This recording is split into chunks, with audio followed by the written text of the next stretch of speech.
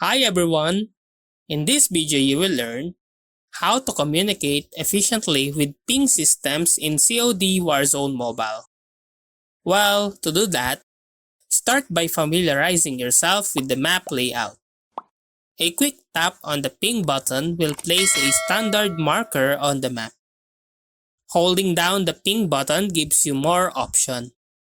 Use the ping system to alert teammates to enemy locations. You can ping specific directions by tapping and holding the ping button. Ping loot to let teammates know its locations. If you find health or armor, ping it for teammates who might need it. If you're in trouble, ping your location to call for backup. Ping areas on the map to suggest where the team should move. When near recon objectives, ping them to suggest completing them. Ping vehicle for team transportation or enemy awareness.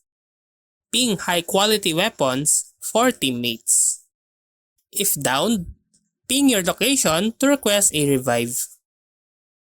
Ping cover spot for tactical positioning.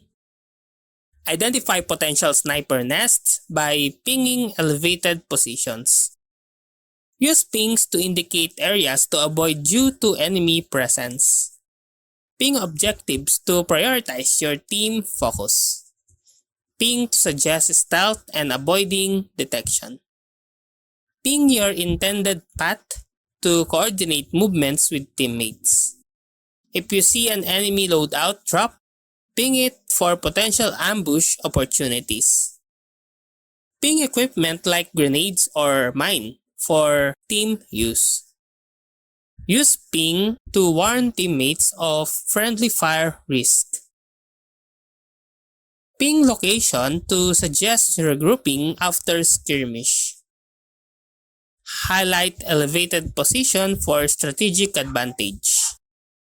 Ping the gas zone to keep track of its movements. When clearing buildings, ping rooms to designated responsibility. Identify potential sniper spots by pinging rooftops and windows. Use pings to coordinate ambushes on unsuspecting enemies. When outnumbered or outgunned, ping an escape route. If you find excess loot, ping it for teammates who might need it.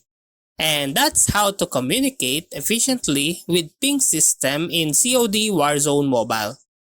If you like this video, please click the like and subscribe and ring the bell icon to notify you to our next video. Thank you for watching.